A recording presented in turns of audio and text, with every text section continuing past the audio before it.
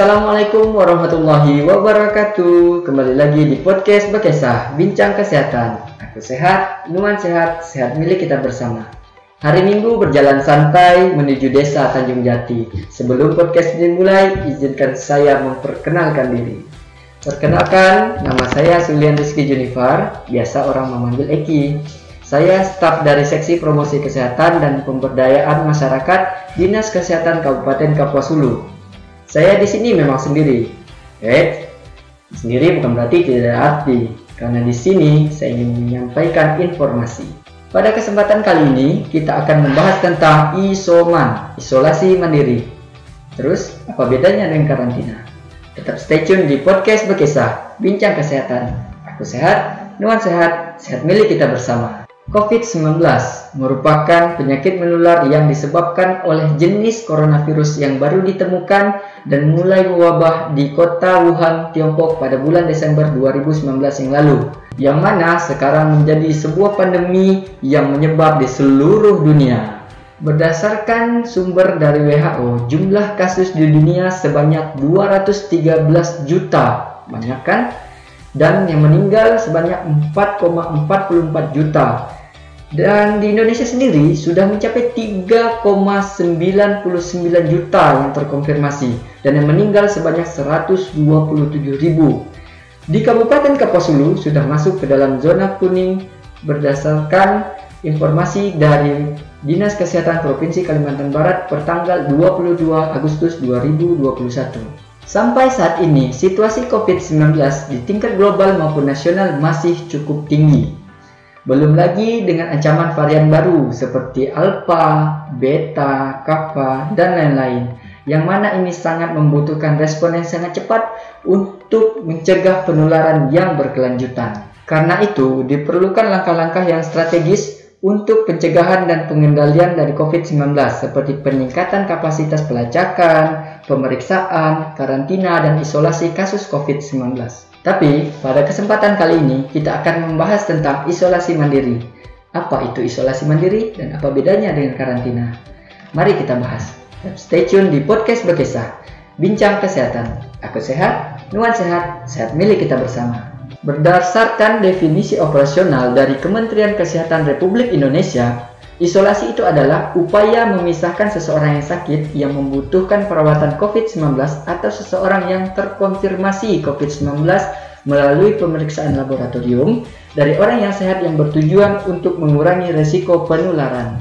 Sedangkan karantina adalah upaya memisahkan seseorang yang terpapar COVID-19, baik riwayat kontak erat ataupun setelah bepergian dari wilayah yang memiliki transmisi komunitas, meskipun belum menunjukkan gejala apapun atau sedang dalam masa inkubasi yang bertujuan untuk mengurangi resiko penularan.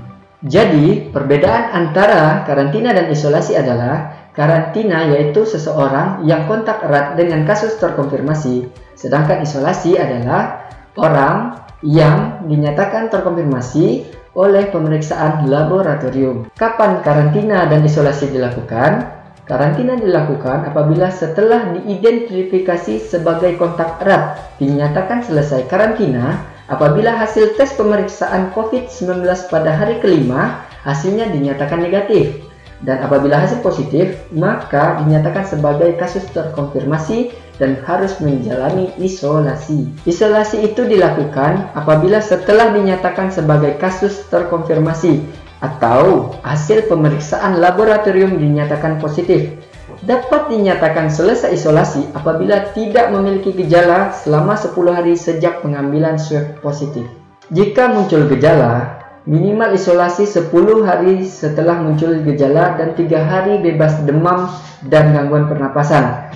Apabila demam semakin tinggi atau memiliki gangguan pernapasan serta gangguan kesehatan lainnya, segera hubungi petugas kesehatan atau pelayanan kesehatan terdekat. Isolasi dan karantina dapat dilakukan di rumah masing-masing atau di tempat fasilitas yang telah ditentukan oleh pemerintah. Isolasi dan karantina di rumah dapat dilakukan apabila keluarganya mampu melaksanakan dengan ketentuan dan disetujui dilaksanakan secara mandiri di rumah dan memenuhi syarat secara medis. Dan jika tidak mampu memenuhi syarat, maka akan dilakukan di fasilitas khusus yang telah disediakan oleh pemerintah. Nah, Apabila kita harus menjalani karantina atau isolasi, apa saja yang harus kita lakukan? Mari kita cari tahu.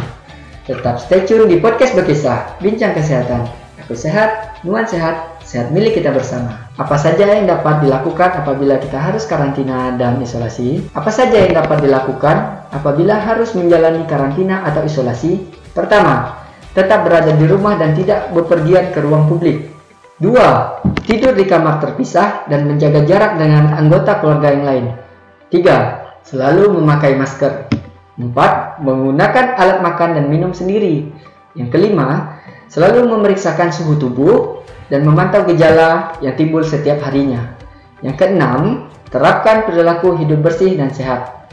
Yang ketujuh, mengkonsumsi makanan yang bergizi. Yang kedelapan, segera menghubungi fasilitas pelayanan kesehatan jika sakit berkelanjutan seperti sesak napas dan demam tinggi. Jadi, untuk yang harus menjalani isolasi atau karantina, apalagi ini yang para jomblo yang hidupnya sendiri, sedih. Selain dari yang saya sebutkan tadi, banyak hal positif yang dapat dilakukan. Misalnya kita sebagai umat beragama, misalnya seorang muslim, memperbanyak ibadah, sholat, mengaji, selawatan. Ataupun misalnya umat Kristiani bisa membaca Alkitab, ataupun agama yang lainnya bisa melaksanakan sesuai dengan agama dan kepercayaannya masing-masing.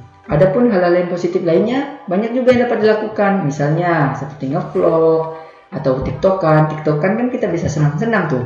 Kemudian juga bisa membuat karya yang sesuai dengan hobi dan keinginan masing-masing. Oke, sekarang tahu kan apa bedanya antara isolasi dan karantina? Serta tahu juga kapan dan di mana harus dilakukan isolasi dan karantina itu apabila terjadi kasus COVID-19 di sekitaran kita. Jadi, orang yang karantina belum tentu positif, tetapi orang yang isolasi sudah pasti positif.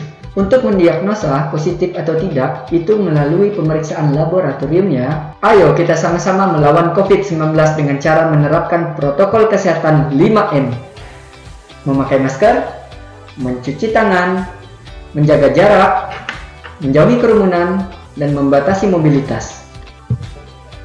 Dan tidak lupa melakukan vaksinasi agar dapat mengurangi tingkat kesakitan dan memberantas penyakit ini, sehingga kita dapat beraktivitas seperti sedia kala dan meningkatkan produktivitas kita.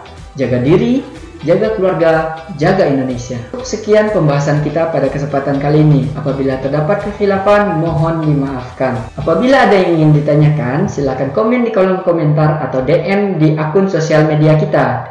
Sampai jumpa kembali di podcast Berkisah, Bincang Kesehatan.